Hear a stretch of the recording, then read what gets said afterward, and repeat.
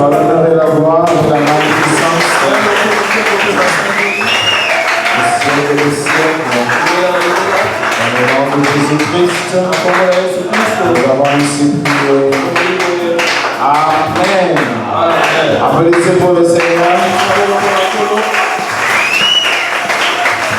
Nous voulons aller voir la parole de Dieu. Nous allons lire ce que nous avons lu le dimanche, s'il vous plaît, Ecclésiaste. Ecclésiaste, au premier chapitre, 9e verset.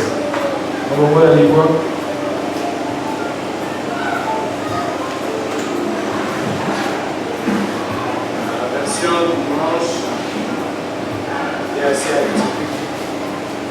Était assez inhabituelle. La version du dimanche était assez inhabituelle. De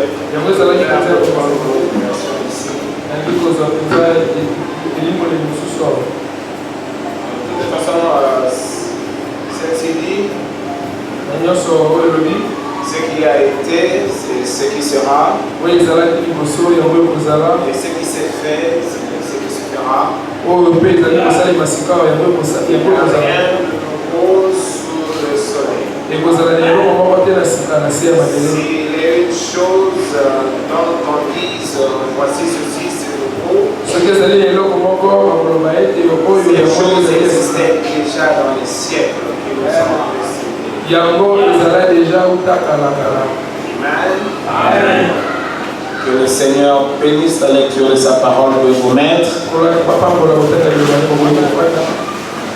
vais vraiment essayer d'aller rapidement. Comme la question que lui déranger. Mais il est dit, comme je vais le reprendre dans cette version-ci, ce qui a été beau, c'est ce qui sera. Et ce qui s'est fait, c'est ce qui se fera. Et rien ne repose sur le soleil. S'il est une chose dont on dise, voici ceci, c'est le beau. Cette chose existait déjà dans le siècle. Amen. Amen. Je vois que c'est pareil. Alors le dimanche, on était un peu évangélique là. Et quand je venais avant de me mettre ici, je ne pensais vraiment pas être. Je voulais plutôt enseigner. Se sentir soudain orienté autrement. Alors j'avais toujours ce petit souci de revenir un peu sur ce que je voulais dire effectivement dimanche. On sait que nous sommes en train de voir depuis tout ce temps rapidement. Parce que moi je soutiens toujours que quand on a la connaissance, c'est bien qu'on peut se positionner par rapport à soi-même, par rapport à son temps, par rapport à ce que Dieu fait et ce que Dieu peut faire. La connaissance peut nous mettre en état d'urgence. Et je crois que le premier élément dans cette connaissance que nous avons dégagé, c'est l'élément essentiel. Nous devons comprendre que Dieu sépare. Je vous ai lu le prophète ici. Si la voisine est pentecôtiste, si celle-là est méthodiste, ou l'autre qui au point est catholique, en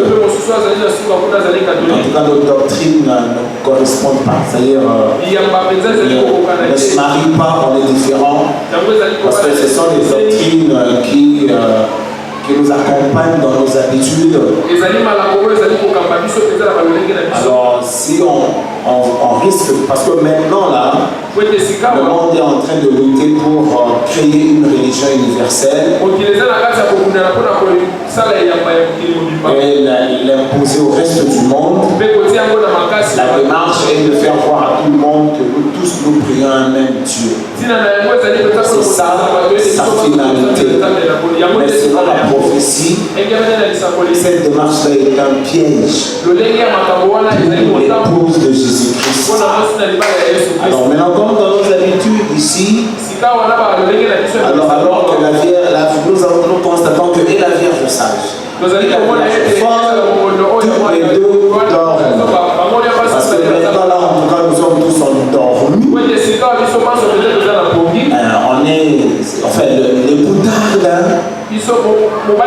l'époux est vraiment en train de tarder.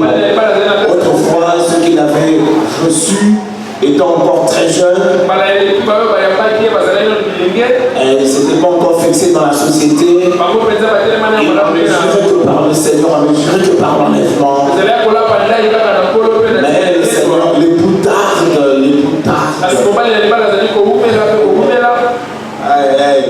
Alors les gens ont commencé à goûter à la vie. Peut-être celui qui était encore étudiant dans ses 20 ans, 18 ans.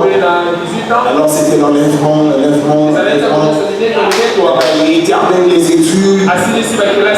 Il a un bon boulot. Où il voyage peut-être. Il s'installe quelque part. Alors il perd cette chaleur-là d'autrefois. Alors il rentre pleinement dans ses projets. Et il affilie même son expérience chrétienne. Et la chair prend le devant. On est angoissé par la vie. On vit à tout prix, on veut gagner à tout prix. Et on a beaucoup de soucis quand ça ne marche pas. Cette joie-là que donne l'évangile, cette joie-là est carrément partie. Autrefois, on pleurait parce qu'on ne vivait pas pleinement sa chrétienté. Mais on commence à pleurer peut-être parce qu'on n'avance pas dans la vie et ces choses. Le petit souvenir encourageant dans le Seigneur, que le Seigneur vient. Le petit souci encourageant, c'est-à-dire cette pensée qui encourage que le Seigneur revient, que bientôt nous allons partir, ça disparaît carrément. L'époux tarde d'avant. Et la Vierge folle. Et la Vierge sage. Tous dorment. Bon alors, c'est ce qui fait que ce qui vient dans le message aujourd'hui, ils nous rencontrent tous dans ce manque d'état d'alerte. Parce que les nouveaux qui venaient nous trouver, ils copiaient sur nous, ils voyaient comment on était, comment le monde alors ne nous intéressait pas.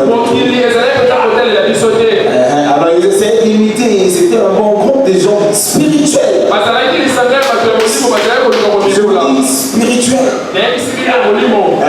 Oh, on prêche.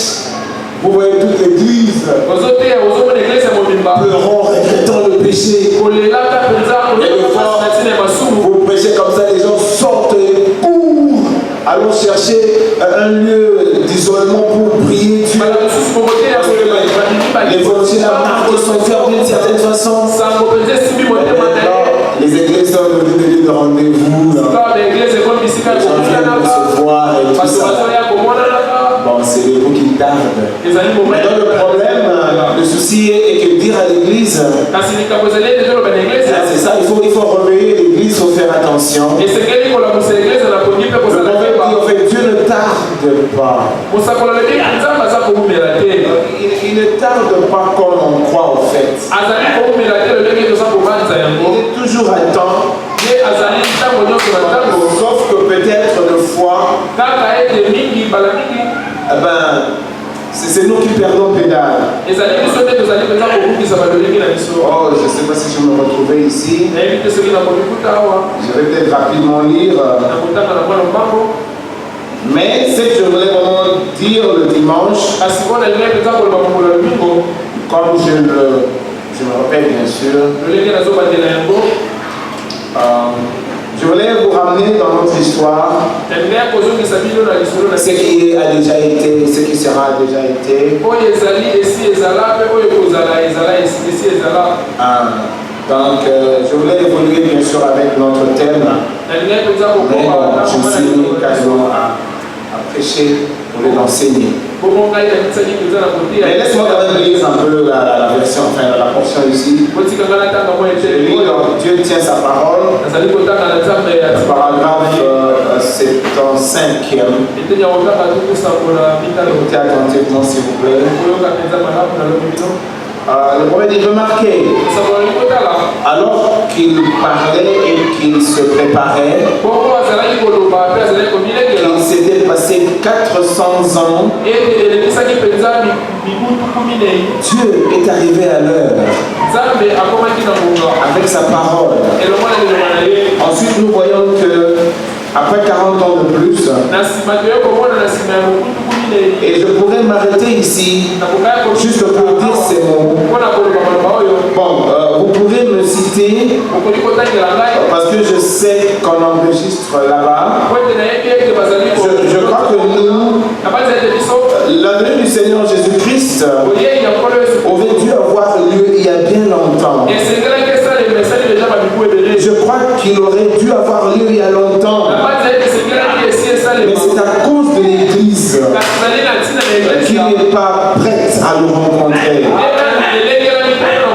Maintenant, si vous remarquez, il a dit, bon, ce qui arriva au jour de Noé, au jour de Noé avant le déluge, c'est comme ça que ce sera. Il poursuit, et puis paragraphe 78, il dit, mais Dieu était déterminé.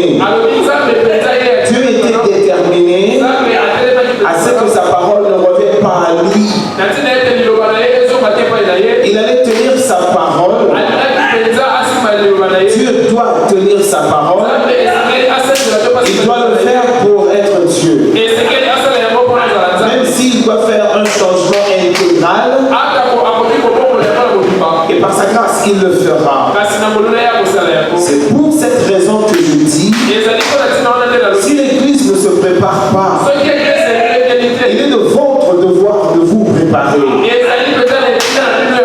La Bible dit l'épouse sait elle-même préparer. Les vêtements sont payés, ils sont prêts, mais vous devez être prêt à porter ces vêtements. L'Église s'est préparée. Maintenant, les frères, écoutez, si l'Église ne se prépare pas, de ce Pierre, Dieu peut susciter des enfants à Abraham. Donc si les chrétiens ne se remettent pas d'aplomb et qu'ils ne se prennent pas au sérieux, en revenant à l'évangile, Dieu suscitera. Il peut faire entrer d'autres gens. Il peut faire tout ce qu'il veut. Et il le fera. En fait, donc c'est un peu ça le souci. Qu'on fasse vraiment attention. Et c'est un peu comme dimanche, comme on l'avait dit ici. Nous avons perdu nos allures à nous. Nous sommes devenus un peu comme tout le monde. Il est même arrivé d'un de grands musiciens chanter que quand on était auparavant, on pensait mettre une veste était un crime.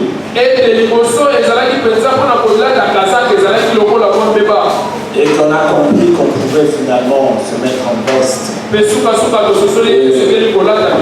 gens ont commencé à regretter les années là, on pensait que quand il faut être en babouche et toutes ces choses. On a perdu du temps pour bien mettre de belles chaussures, de belles chemises et tout ça. Mais je constate que le musicien en question, il est arrivé, je crois, 10 ans après moi, par exemple.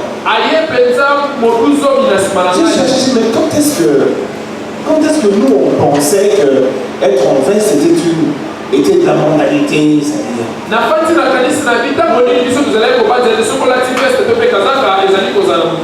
pas eu ce temps-là, c'est faux. Mais il est évident que les gens étaient tellement plongés dans la parole de Dieu. Il est évident qu'on attendait le Seigneur. S'il ne vient pas le matin, on croit qu'il viendra le soir. Il est arrivé même, quand tu passes, tu vois la maison d'un frère fermée. Tu vois la maison d'un autre fermée. Vous commencez à penser, oh, les frères sont partis mentionner. L'enlèvement était comme, c'était comme notre vie. On a même fait des songes. Personne ne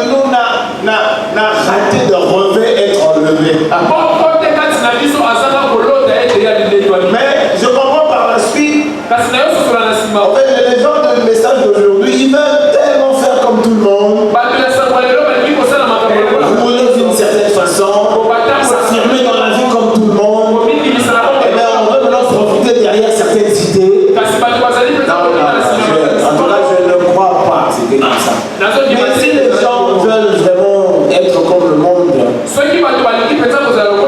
vous en faites pas, vous serez comme le monde. Vous vous habillerez comme le monde, vous allez vous comporter comme le monde, ne vous en faites pas. Ne vous cachez pas derrière des histoires inutiles là que vous racontez. Parce que en fait, vous voulez vous habiller, vous comporter comme le monde. Et c'est là que je dis, j'assume parce que je suis là. Ça fait depuis 1980. Et je n'ai vraiment pas vu ça comme ça. Mais il est vrai, je vous dis la vérité aussi, que ceux de Dieu, que ceux qui se convertissent effectivement, même en ce moment mauvais ici, ils sont marqués par le Saint-Esprit. Ceux-là, vous ne les ferez pas avec vos histoires. Maintenant, quand on regarde dans les Facebook et les chrétiens du message, puisque c'est l'emprise du Facebook, comme je vous dis régulièrement ici, vous ne saurez pas vous maîtriser ou vous comporter différemment étant dans le Facebook. Parce que le Facebook a son influence. Même si vous ne le croirez pas ici, mais écoutez au moins ceci, que le Facebook vient d'une inspiration démoniaque. Alors, vous serez récupéré par cet esprit-là. Vous ne saurez pas vous maîtriser dans votre Facebook. Vous aurez 48 000 visages. Vous aurez 58 000 coiffures. Parce qu'il faut qu'on vous voie. Parce que le Facebook est fait pour exposer les parties du corps. Je vous avais dit ça ici. Moi, je l'ai appris du pasteur Dioka. Il a fait ses recherches et il a trouvé un livre qui expliquait l'origine de Facebook.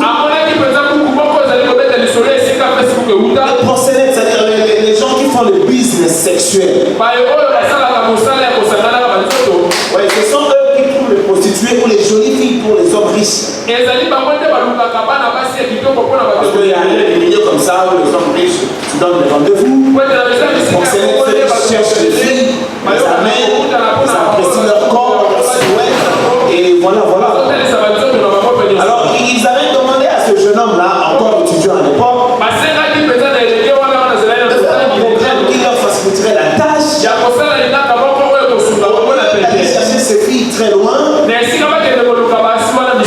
qu'ils aient leur élément internet, je sais pas comment on appelle ça.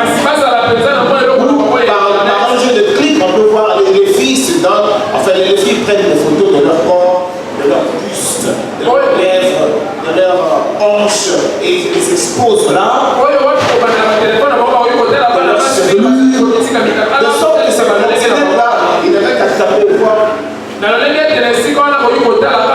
Marionnette.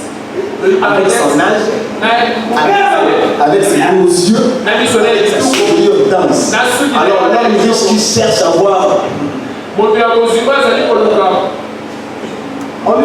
Marinette, on lui envoie Pascaline, avec des formes exposées. Les hommes riches vont dire non, on fait Pascaline, non. On envoie Marinette. C'est ça le Facebook.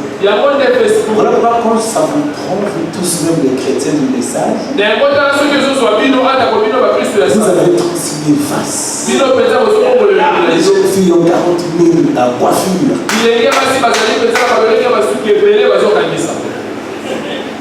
Bon, c'est terrible. Sortez vos âmes de l'enfer. Vous l'aurez 3 fois. Sortez de là. Alors voilà, ils sont là. Et puis comme on donne des éloges. Quelle silhouette. Ses lèvres. Alors ça vous rejoint aussi. Mais vous le faites en lingala. D'accord. En fait, vous êtes pris dans la... C'est comme ça. En fait, les esprits, ça ne pardonne pas. Les boutards à venir. Et la Vierge folle sages endormis. Parce que quand le cri sonne, le cri retentit. Parce que nous, d'après la révélation, d'après la prophétie, ce cri tombe déjà. Ce cri tombe depuis Malachie 4. Et ce cri continue à donner par les Éphésiens 4. Donc, prophétiquement maintenant, la Vierge sage n'est pas supposée endormie. Prophétiquement, maintenant, puisque le cri de minuit a retenti, le Fils de l'homme a donné son signe final. Le 7e ange a proclamé la parole. Donc, pour nous dans le message, nous supposons que la Vierge sage est réveillée. Mais pour se réveiller, si vous êtes réveillé, vous n'entrez pas automatiquement. Parce que quand vous lisez la Bible, il dit que quand ils se sont réveillés, alors chacune d'entre elles devait contrôler sa langue. Alors moi je suis vierge sage. Qui vous a dit que vous êtes vierge sage? Parce que vous lisez le message? Non. Qui vous a dit que vous êtes vierge sage? Parce que vous avez été baptisé au nom de Jésus-Christ? Qui vous a dit que vous êtes vierge sage? Parce que vous avez parlé en langue? Ou parce que vous avez prié pour un malade et il est guéri?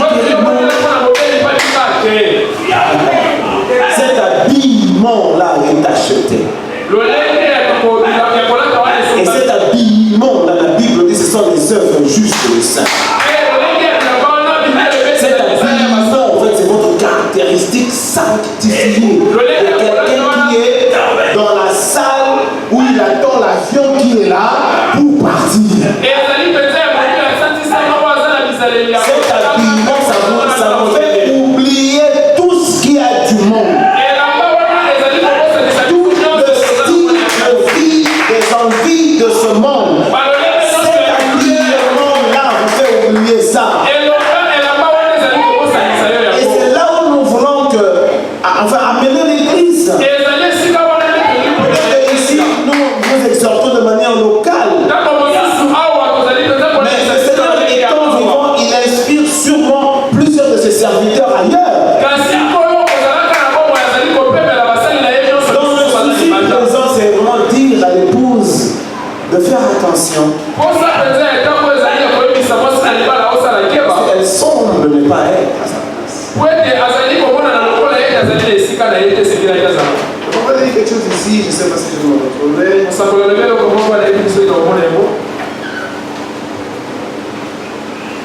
je crois que le prophète dit que il ne vient pas prendre l'église. Je ne sais pas, attends que je vais lire ceci. Le prophète dit ça ne se produira pas seulement à Branham Tabernacle ou à un autre tabernacle. Ça se produira chez les individus. C'est-à-dire, c'est toujours par la préparation. Si tout le Branham Tabernacle s'assemble dans un même accord, tout l'ensemble avancera, formant un seul grand bloc qui agit pour Dieu. Mais s'il n'y a qu'une personne dans ce Branham Tabernacle qui avance comme ça, alors Dieu n'avancera qu'avec cette personne-là. Donc il ne faudra pas que quelqu'un dise on est ensemble, on avance. Non, c'est une préparation qui se fait individuellement. Donc c'est vraiment la préparation. Et vous avez fallu ici, comme le prophète dit, non, moi la cigarette, ça me plaît, je n'arrive pas. Le Seigneur m'aide. Est-ce que j'arrête? Le prophète dit non, c'est toi qui dois décider. Tu dois prendre tes décisions. Parce que le Seigneur ne te sauve pas par la magie. Non, le Seigneur n'est pas le bon magicien. Lui, il a ses mécanismes naturels, tu dois parler. C'est toi qui dois déclarer ce que tu veux. Par ta déclaration, lui te prend par la main. Par ta déclaration, lui vient t'accompagner. Parce que ce n'est pas le Seigneur qui viendra vivre à ta place sa vie, non. Mais c'est plutôt toi-même qui vivra sa vie. Parce que tu l'as déclaré ainsi. Parce que tu le veux. C'est à ce niveau-là où le prophète dit Dieu n'est pas un grand-père qui ne frappe pas. Il a les mains qui tremblent. Il a les pieds pleins de rhumatisme. Il fait une tension de temps en temps. Alors, il n'a vraiment pas le temps de corriger un peu les petits-fils. Parce qu'il est fatigué. Mais Dieu, c'est un père. Il corrige, il ordonne, parce qu'il veut créer en toi un caractère qui convient. Parce que Dieu est juste. Si les autres ne pourront pas être sauvés, mais vous devez être capable de vous sauver. C'est ce que nous disons souvent. C'est l'un des Écritures. Ce n'est pas l'évangile qui vous sauve. Mais c'est votre prédisposition qui vous sauve.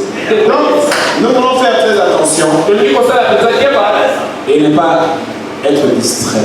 En tout cas, si tu es dans le message, quand tu es dans l'épouse, tu dois rester sous les chaînes de marbre. Reste avec le groupe d'Abraham. Parce que le message de Lot, ça suppose qu'il y a un feu qui tombe. Mais le message qu'Abraham avait reçu, c'était que une vie était en route en train d'arriver. Ah ben oui, parce que le message de Lot était que le feu tombe.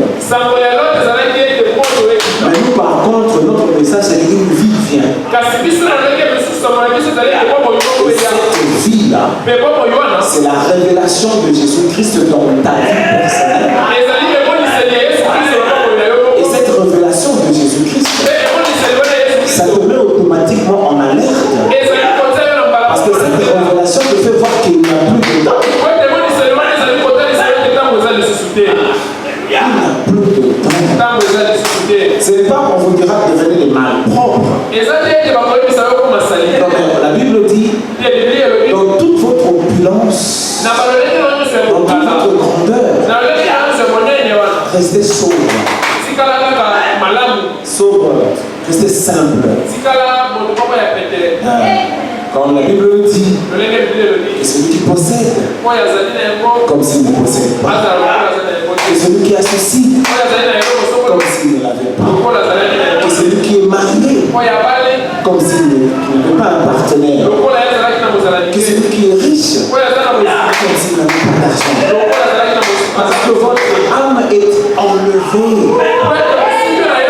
La révélation de Jésus-Christ qui se tend élève votre âme dans le lieu céleste en Jésus-Christ. Et ça vous garde là. Et dans ce lieu céleste là, vous n'avez qu'une seule envie, c'est quitter le monde. Ce ne sera pas des envies de rester dans Facebook. Vous avez 40 000 chaussures.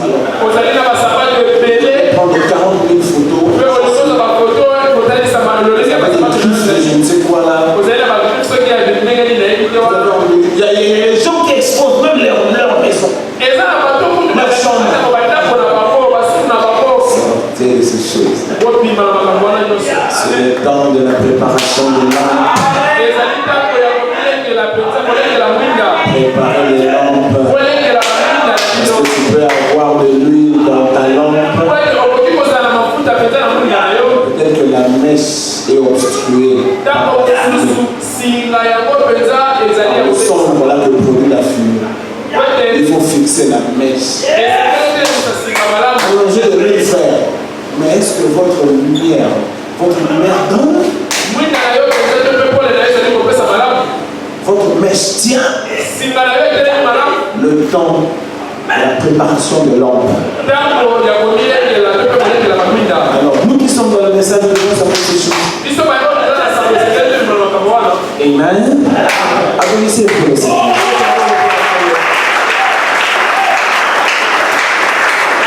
Ce qui a déjà été, ce qui sera a déjà été. Bien, mais Israël, c'était un échec total. C'était un échec total parce qu'ils se sont précipités. Bon, comme j'avais dit, je crois la semaine passée,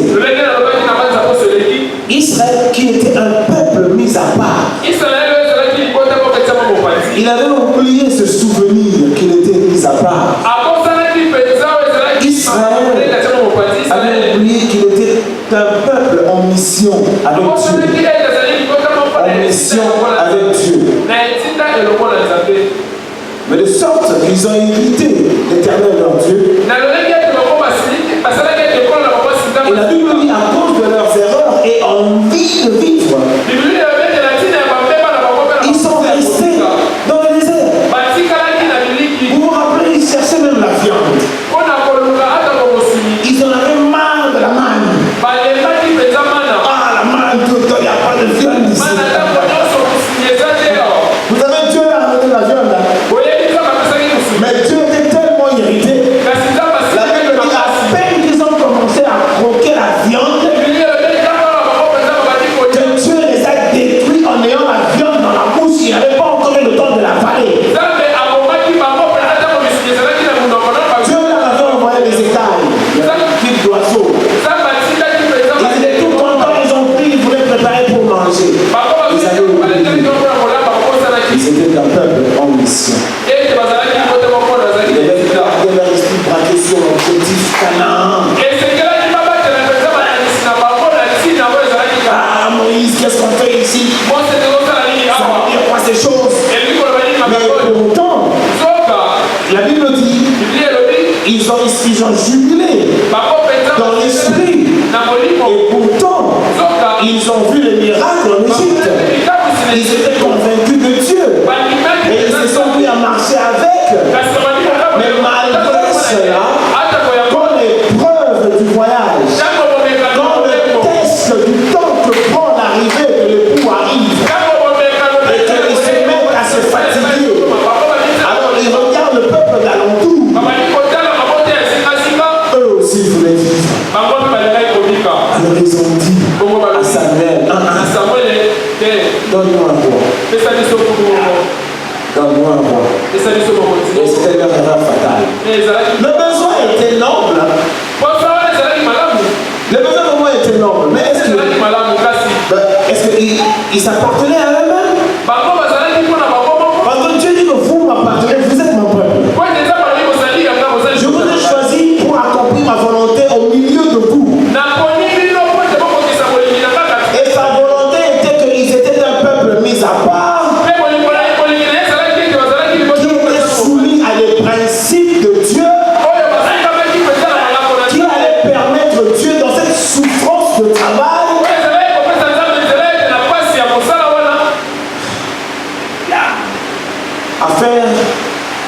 à amener Jésus-Christ à venir dans sa chair. Parce que c'est que les patriarches d'avant, antédiluviennes comme on dit, ont raté.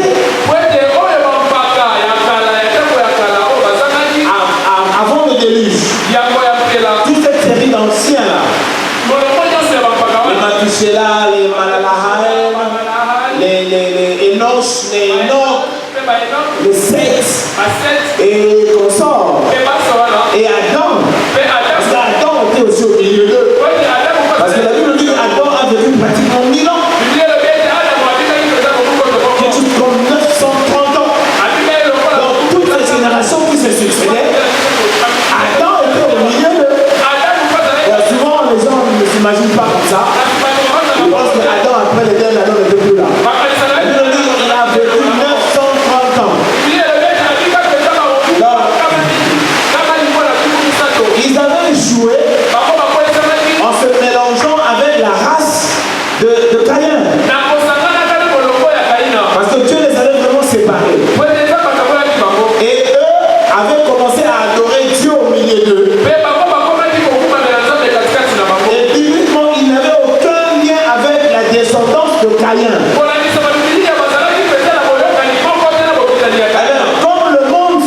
accomplissait. Et ils sont arrivés à se côtoyer. Écoutez, même si votre voisin est un païen mondain, et qu'il vous invite à participer à ces évasions-là, mais toi tu es Israël. Tu ne peux pas être ici avec lui parce que c'est ton voisin. Je vous avais dit que Dieu est ségrégationniste le dimanche. Il sépare. Lui, il est dans ses évasions. Il est en train de faire un commentaire sur un film pourri. Puisque c'est ton voisin, tu te mets à parler avec un film pourri. Lui, il ne se corrompt pas, et c'est toi qui te corromps. Toi, tu vis dans un milieu pourri. Mais tu dois confirmer ta nature. Parce que ta nature te tient accroché de sorte que même au moment où il est dans l'enfer, il y a une dynamique qui fera qu'on va te vomir. Alors tu vois, je suis en enfer. Non, tu ne resteras pas là. Non, quelque chose arrivera, on va te faire sortir de là. La Bible dit, c'est bien quand on vous indexe, quand on vous critique, parce que vous croyez en Jésus-Christ. Non, on a peur qu'on nous critique, alors on est avec eux. Non, on se corrompt, ils ne se corrompent pas. Nous, on a une promesse, eux, ils n'en ont aucune. Eux, ils n'ont ici, nous partons. Pratiquement, c'est ça la vérité. Alors, pourquoi nous corrompre? Parce que ils sont corrompus. Il y a littéralement deux races sur la terre.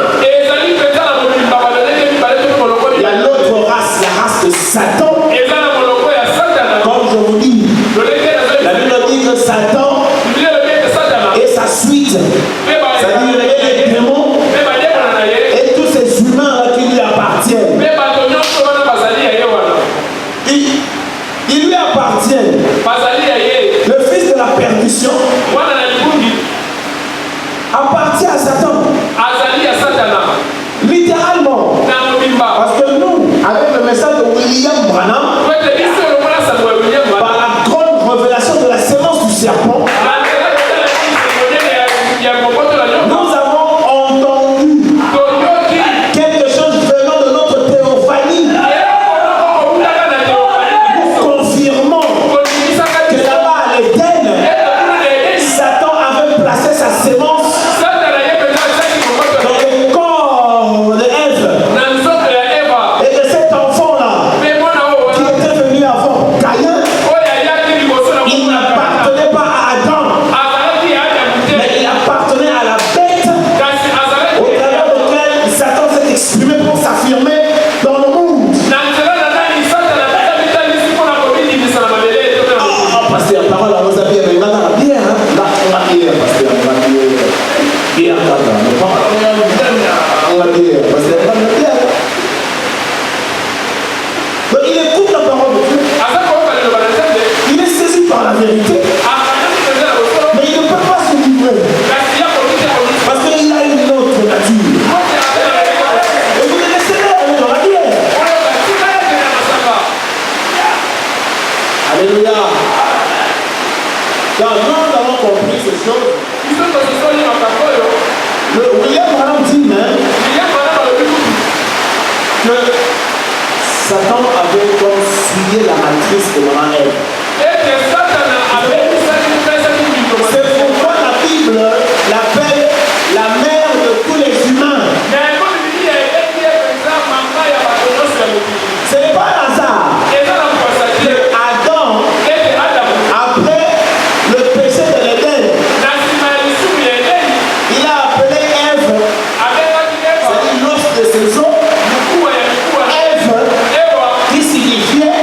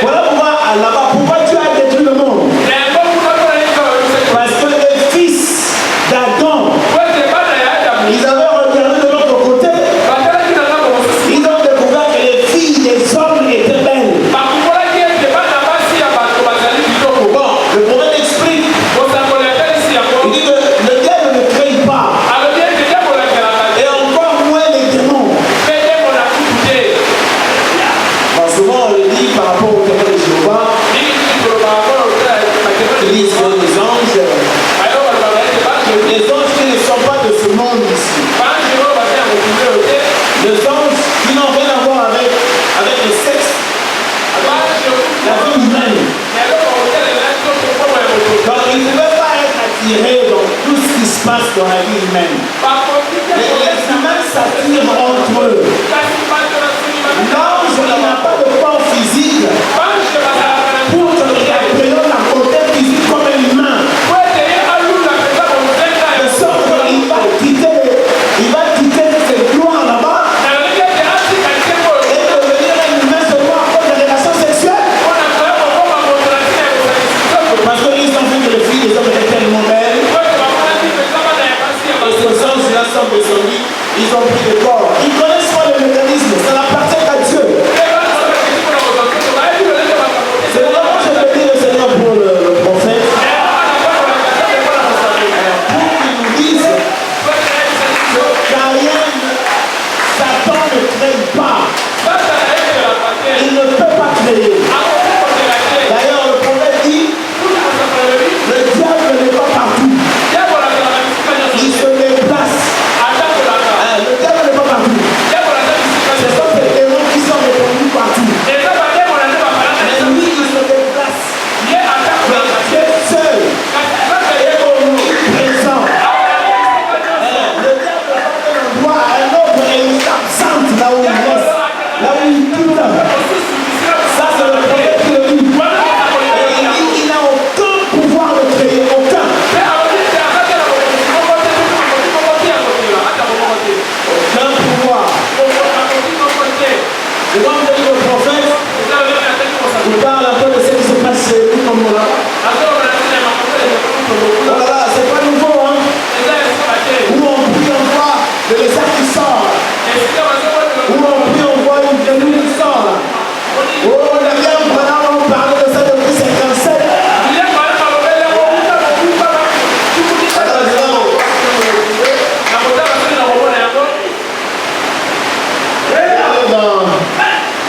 Dieu tient sa parole.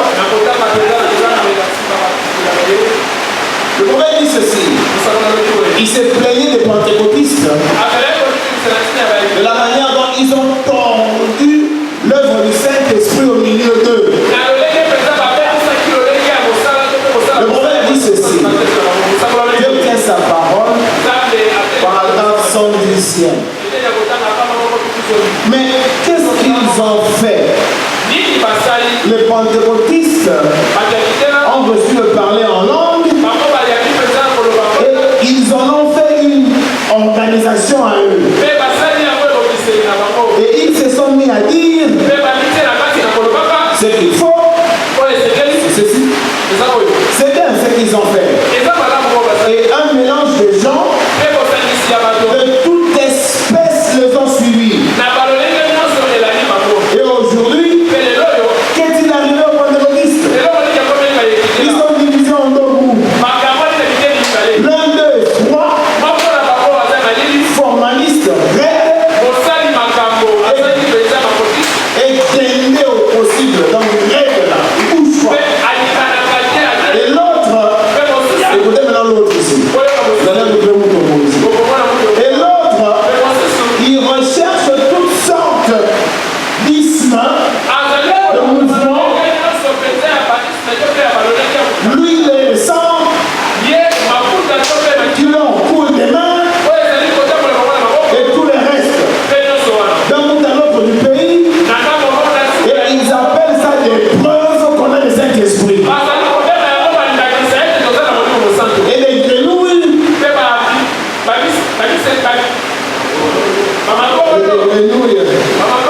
et les lézards, et tout ça là, qui sortent des gens.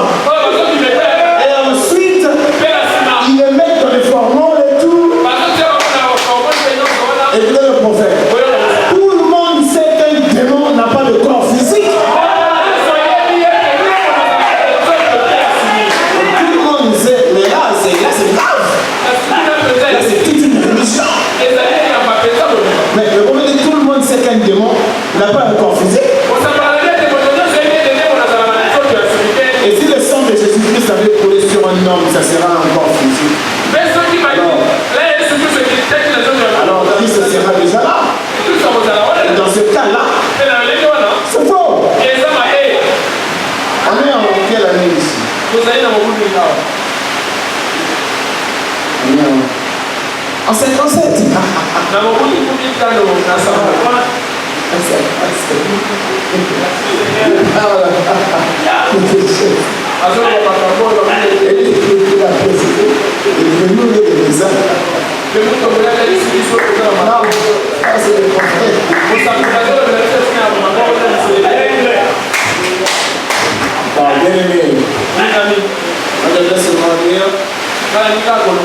Par ma coupe de sang,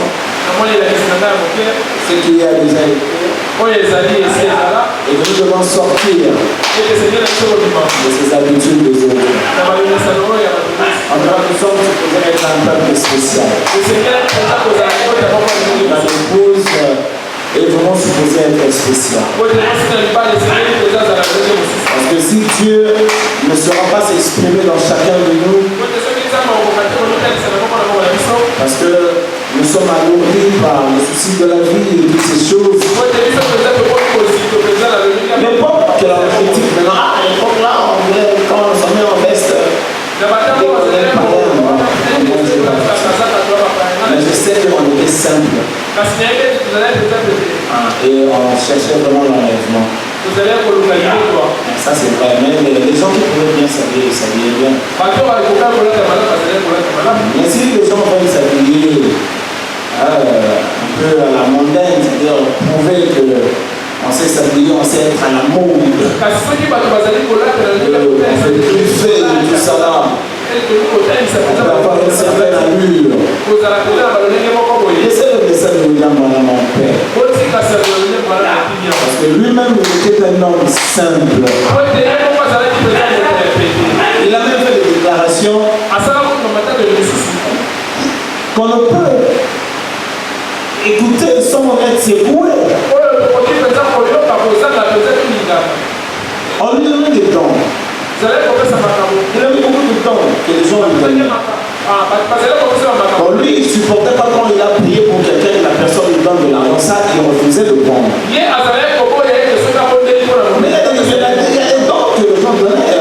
En ce moment, il le mettait dans l'organisation évangélique, je sais pas quoi, de William Branham évangélique. Il s'était donné un salaire d'un homme simple. Il a même dit que moi, j'ai choisi la pauvreté. Il a dit que je veux que l'argent reste loin de moi. Et chaque fois qu'on voulait l'amener dans l'opulence, William Branham n'était pas là. Qu'est-ce qu'il n'a pas dit? Qui démontrait qu'il était un prédicateur différent des autres.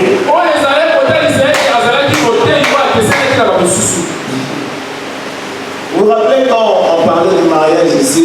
Vous avez lu la citation, vous avez peut-être oublié. Où il parlait des filles qui préféraient, c'est-à-dire comme un Michael Jackson qui arrive là. Et donc, leur frère d'une certaine allure, on a toutes les filles, toutes les sœurs en Christ. Et le frère Michael Jackson, il est surnommé parce que toutes les sœurs, chacun veut avoir son numéro. Toutes les sœurs veulent le pauvre, j'habite. Voilà, dit, il va vous amener à l'enfer. Mais vous refuserez un frère qui a des mères rugueuses, même blessées parce qu'il est forgeron là-bas. Vous refuserez de le prendre parce que vous voulez celui qui a des mains tendres. Mais bon, après l'avoir consommé, vous allez trouver qu'en fait ça n'amène nulle part. Mais votre âme est déjà entrée en enfer. William Branham parlait comme un Africain. Il a même dit à certaines sœurs, oh Dieu nous a donné une certaine beauté. Au lieu de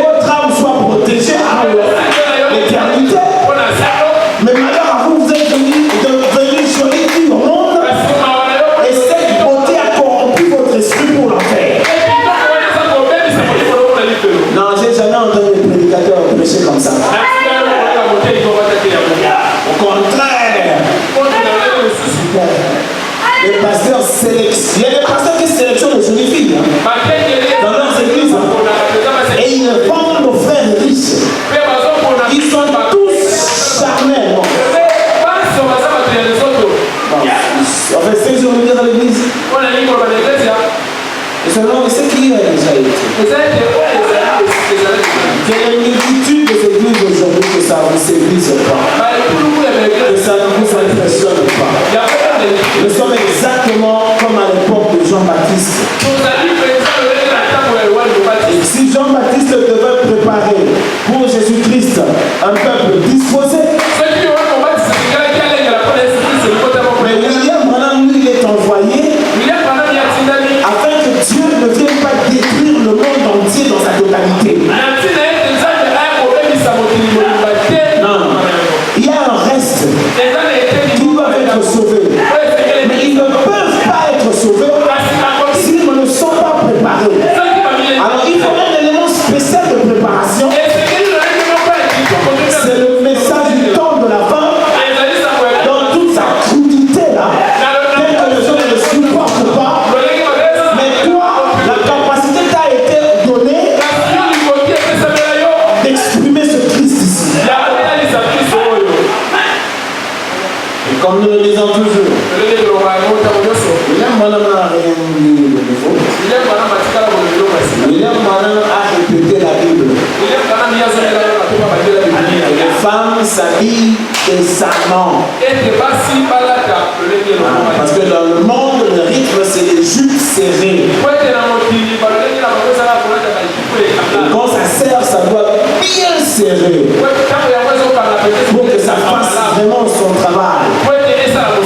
Et vous savez comment ça se passe, non? Comment ça doit superbement serrer. Les mini-jupes et consorts. Son problème était que la femme ne doit pas mettre l'habit d'un homme. Le problème, ce n'est pas le diable, en fait. Il faut de la lumière pour que le diable soit mis à nous. D'ailleurs, il semble que c'est ici le pantalon. Pour les femmes, maintenant on met à droite et pour les hommes on met à gauche. Le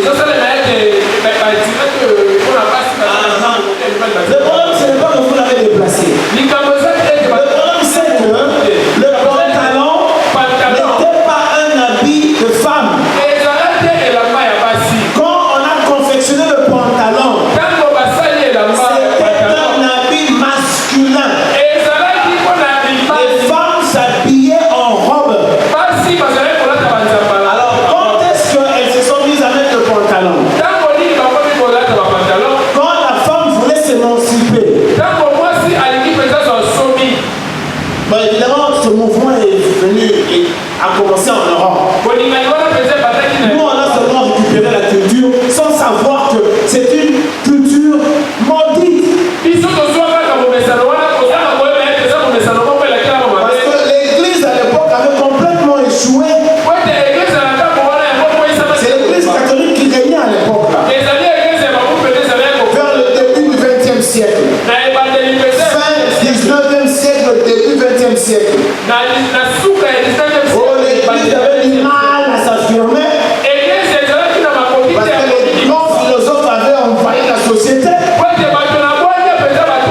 y a Charles Darwin qui a prouvé au fait que la Bible n'était qu'un livre quelconque. L'église ne se retrouvait plus. Alors quelque part là dans la société, il y a eu un mouvement de l'émancipation. Avec toute la guerre qu'ils ont connue. Alors, comme le mouvement de l'émancipation de la femme tardait à s'affirmer, les grands philosophes, je crois que ceux qui vont à l'école, ils connaissent Jean-Paul, ils connaissent Simone de Beauvoir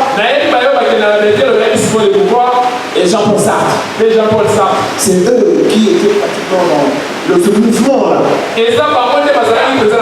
Alors, pour aller très vite en besogne, pour que la femme prouve à l'homme qu'elle lui est égale, c'est alors qu'ils ont adopté le pantalon.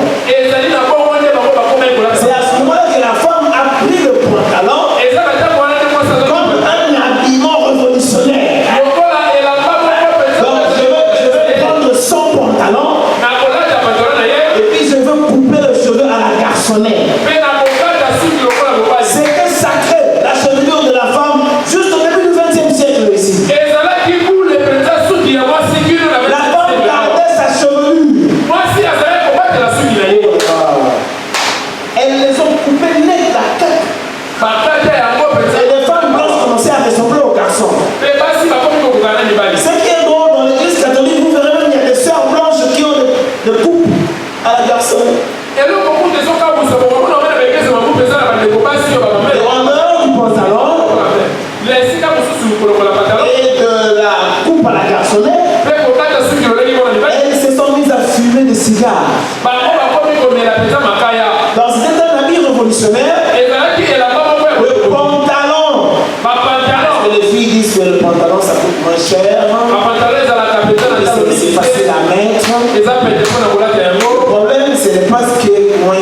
facile à mettre. Le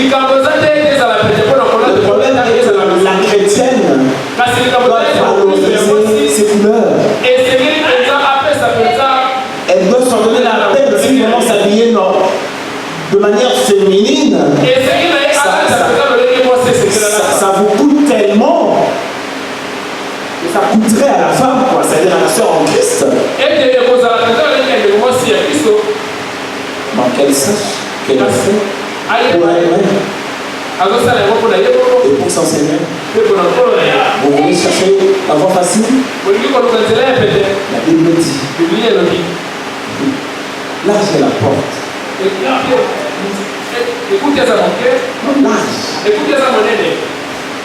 et la porte spacieux et le chemin qui mène à la mort. Mais étroite est la porte, resserrée est le chemin qui mène à la vie. C'est ça le travail du croyant. Tu ne feras pas tout ce que eux font. Si ça te prend 20 minutes pour t'habiller, alors que l'autre ça lui prend 5 minutes pour s'habiller, essaie avec les 5 minutes, prends tes 20 minutes. Tu dois protéger ton âme. Nous sommes différents. Elles aiment se maquiller comme Jézabel. Laissez-les se maquiller comme Jézabel. On n'a pas dit que les sœurs en Christ dans le message doivent négliger leur beauté. Non, non. Alors William Branham dit toutes les histoires qui mettent là viennent de l'enfer. Mais ils ne le savent pas. Il y a des modes qui impressionnent ici, qui accrochent dans la société ici,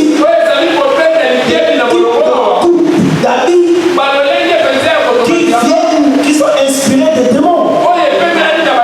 Mais les fils de Dieu et les filles de Dieu, on y plonge là. Parce qu'ils ne sont pas enseignés. Non, l'épouse doit rester sur le chef de mari. Parce qu'on est occupé. Le message dit que Sarah aura un fils. C'est ça le message de l'ange. Sarah est occupée. Attends, ce ne sera pas à Sodome et à Gomorrhe. Parce qu'à Sodome et à Gomorrhe, ça chauffe là. Tout le monde fait ce qu'il veut. Tout le monde s'affirme d'une certaine manière. Non, non, mais il y avait un programme de feu. Il devait descendre là. Non, nous on n'a pas cette promesse qui dit ou cet avertissement, si tu te retournes, tu deviens un morceau de sel. Non, nous on n'a pas cette promesse. Nous on n'a pas lutté avec la chair comme la femme de Lot. Sors maman, sors. Ça va brûler ici. Sors maman. La femme de Lot. Elle avait quoi? Son fardeau était rempli de quoi en fait? Sa garde-robe, qu'est-ce qui a fait qu'elle ne savait pas se décider pour quitter la vie? Non, nous on n'a pas ce combat là. Nous on est Sarah.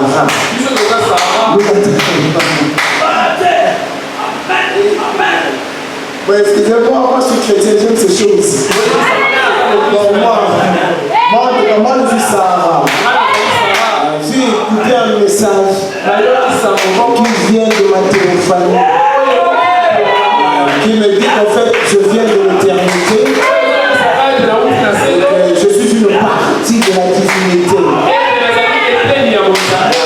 La chose que j'ai reçue de ma théophanie, vous savez, le prophète dit Jésus-Christ acteur. Non, Jésus-Christ acteur, parce que toi et moi nous sommes aussi des acteurs. En fait, Dieu a fait de nous des acteurs. Alors lui-même c'est le grand acteur qu'on appelle Jésus-Christ. Il nous avait déjà fixé là-bas dans l'éternité. Et quand il a terminé de nous fixer chacun selon son rôle, alors il nous a soufflé une certaine façon, en nous programmant pour que chacun se retrouve ici sur la terre. Bon, finalement, le mécanisme était que papa et maman ils vont s'aimer et l'enfant sortira de là. Mais le prophète dit ceci. Et nous, et lui, quand nous avons procédé à l'abaissement, et lui aussi, nous, au lieu d'entrer dans notre corps théophanie, nous l'avons contourné.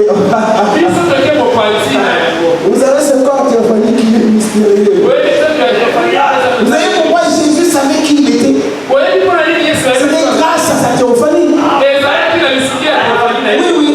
Oh, mais Jésus-Christ, le prophète dit, lui, il est venu directement de cette pensée-là.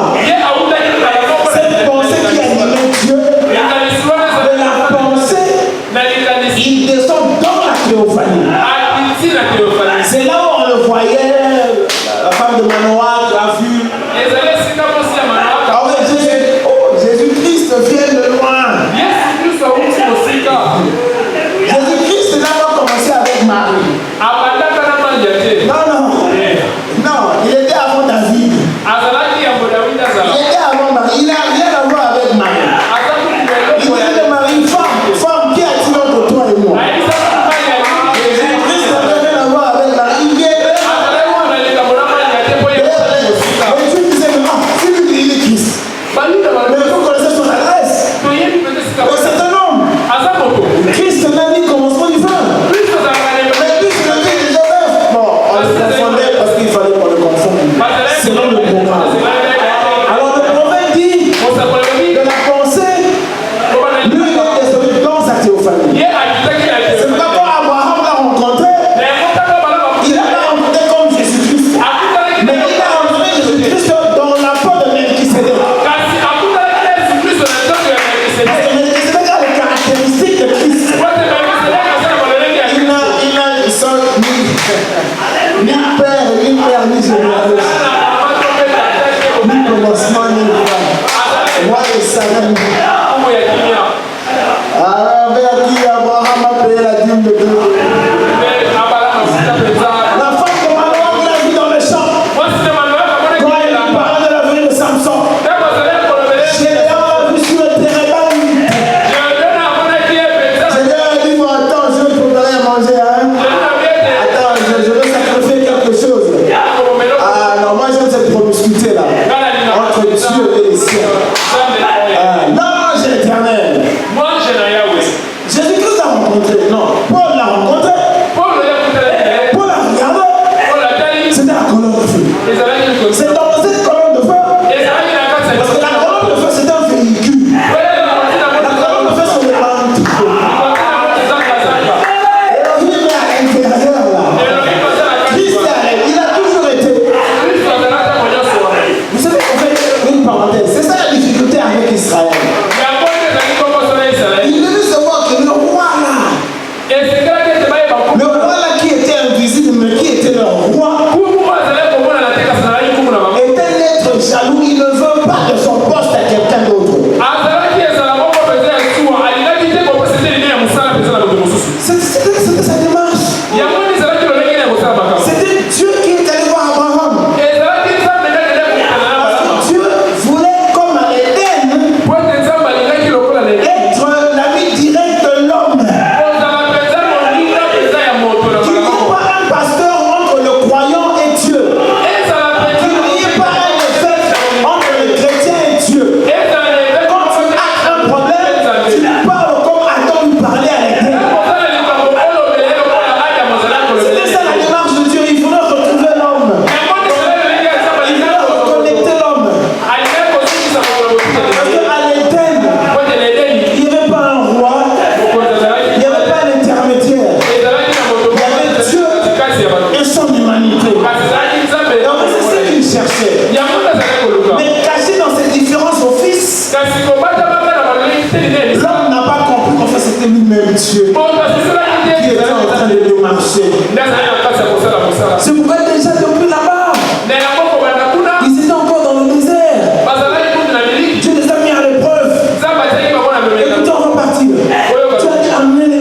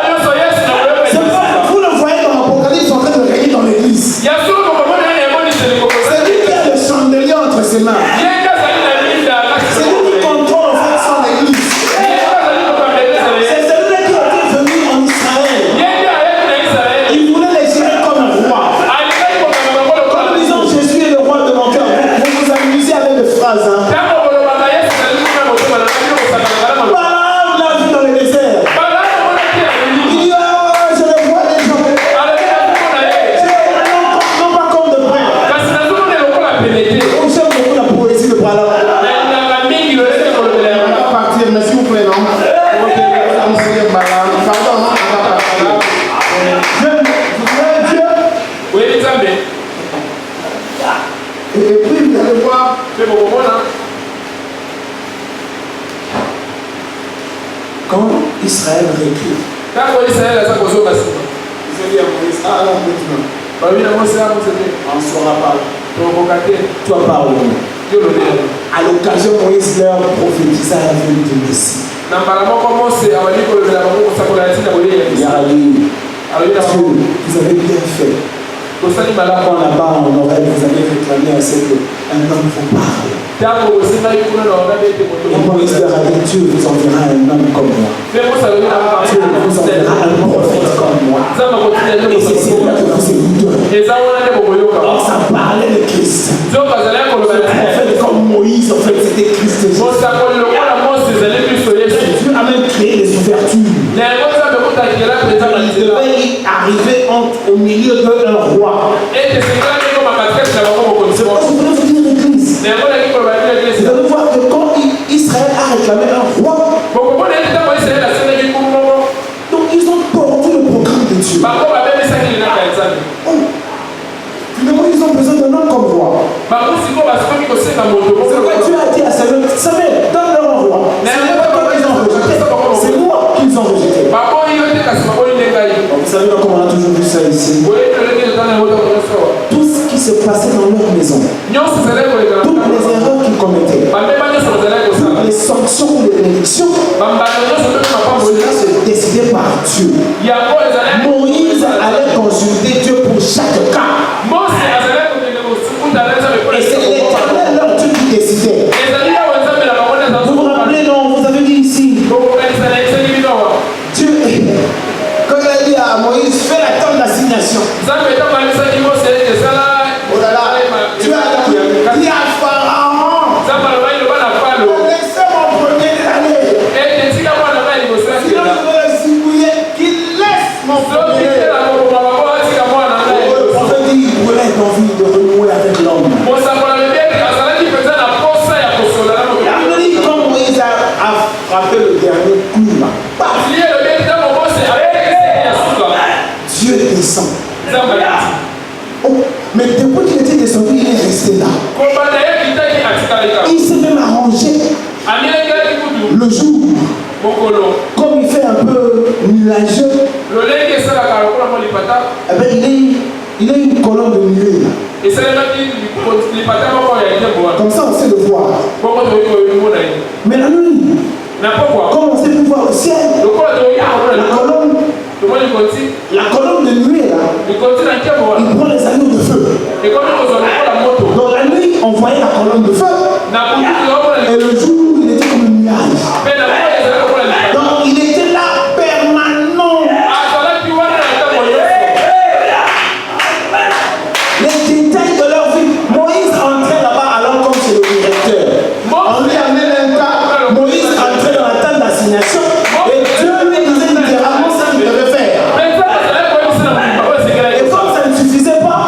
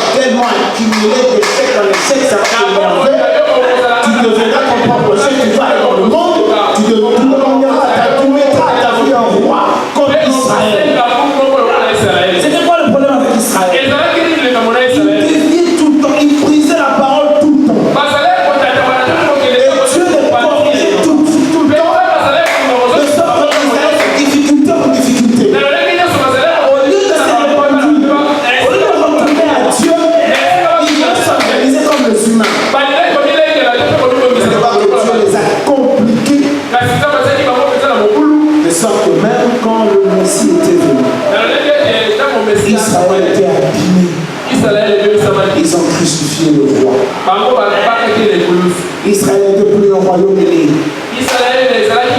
Saül est venu, vous vous rappelez. Mais puisque, comme je vous avais dit, le sceptre était dans la tribu de Juda,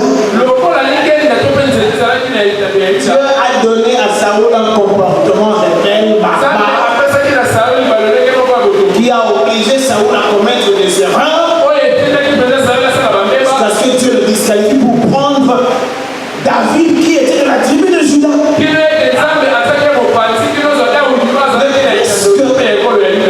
La royauté, cette monarchie, cette souveraineté n'appartient pas à l'homme. Dieu s'est arrangé que Israël se divise même. Il y avait le trouble là-bas, il y avait le trouble là-bas. Donc le royaume d'Israël n'était véritablement royaume que lors du règne du roi David. Tous ceux qui sont venus après, ils allaient de cave en cave. On a vu ça ici. Jéroboam est parti là-bas. Jéroboam est parti ici. Israël s'est divisé en deux royaumes. Donc on ne pouvait pas garder Israël dans sa totalité. Comme Dieu n'était plus leur roi. Et vous savez ce qui s'est passé? Le royaume du Nord s'est corrompu d'une certaine façon. De sorte que les Assyriens sont venus. Les Babyloniens sont venus. Ils les ont déportés de là. Le royaume de Juda. Shishak, l'Égyptien est venu. Il les a amenés en captivité. Jusqu'à ce que les Nebuchadnezzar arrivent. Les gens au nord, ils étaient partis en captivité. Les villes du nord étaient libérées. Les païens sont venus se mettre là. Le royaume d'Israël avait cessé d'être. Et ce royaume-là, jusqu'aujourd'hui, n'est toujours pas revenu. Parce que pour que Israël redevienne le royaume-là, ils doivent reconstruire le troisième temple. Ils sont là est occupé par les Palestiniens. Or, c'est Christ quand il vient. Bon, il y a à boire et à manger, je ne veux pas rentrer là-bas. Donc en fait, toi et moi, nous devons apprendre quand nous gaffons à nous réconcilier avec Dieu. Maintenant, moi, ma vie ici, moi, je comprends rien. Non, non, non. Tu dois comprendre. Parce que tu es un être double. Parce que le Saint-Esprit, il devient double. Alors, le côté double spirituel doit fonctionner. Si ça ne fonctionne pas, tu vas te flanquer un roi. Et quand tu flanques un roi, c'est comme ce que nous avons mis ensemble ici. Malheur aux enfants qui sont en Égypte. Malheur à ceux qui gèrent leur vie par eux-mêmes. Parce que toi, ta vie, tu dois la gérer avec des supplications et des prières. Mais tu ne sais pas prier parce que ta conscience te dit que tu es libre. Je lis seulement ce que je voulais lire là. Nombre, la prophétie de Balaam. Quand il a vu la venue du Messie. D'ailleurs, lui, il le dit après Jacob. Vous vous rappelez Jacob quand il bénissait, quand il est arrivé sur Juda, il a parlé de Shiloh. Quand il a béni à Juda, il a dit le sceptre était au milieu de toi. Tu régneras avec ça jusqu'à ce que vienne le Shiloh. Le Shiloh veut dire la Messie. Alors Balaam là aussi fut. Balaam dans le désert. Balaam a dit je le vois. Dans Nombre 24e verset 17. Balaam dit prophétiquement il regarde. Il dit je le vois. Maintenant. Je le contemple. Maintenant de près. Un astre sort de Jacob.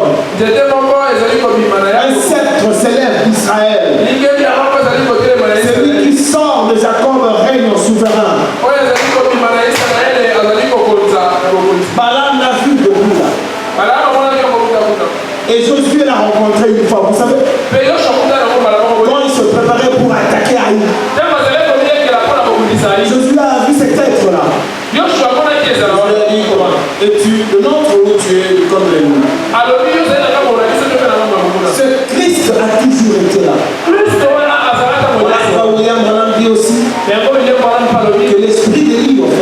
Le ministère d'Élie, ce n'est pas un homme, c'est Christ. Ça a toujours été Christ tout en tout. Le temps est parti, applaudissez pour le Seigneur.